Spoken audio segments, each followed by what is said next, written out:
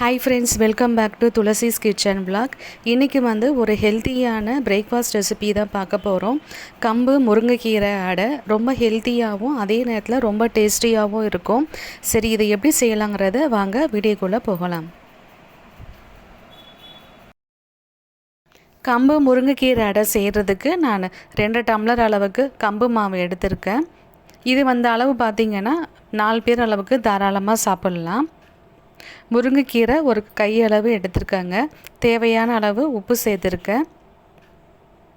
இப்போ இதுக்கு 2 பெரிய சைஸ் வெங்காயம், 2 பச்சை மிளகாய், கருவேப்பிலை, தண்ணி நம்ம திட்டமாக சேர்த்து மிக்ஸ் பண்ணிக்கலாம். ரொம்ப தண்ணியாக மிக்ஸ் பண்ணிக்க வேண்டாம். இது ஒரு 10 நிமிஷம் அப்படியே இருக்கட்டும்.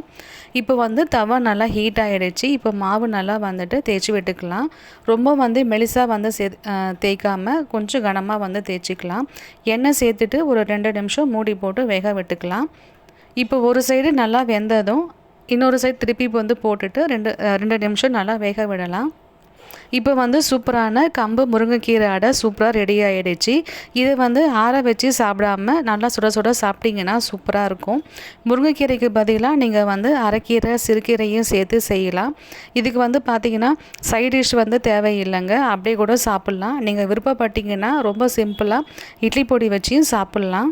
ஓகே ஃப்ரெண்ட்ஸ், இந்த வீடியோ உங்களுக்கு பிடிச்சிருக்கோன்னு நம்புகிறேன். பிடிச்சிருந்தால் லைக் பண்ணுங்கள், கமெண்ட் பண்ணுங்கள், மறக்காமல் நம்ம சேனலை சப்ஸ்கிரைப் பண்ணுங்கள். அடுத்த ஒரு இன்ட்ரெஸ்டிங் வீடியோவில் நான் உங்களை மீட் பண்ணுறேன். அது வரைக்கும் பாய்.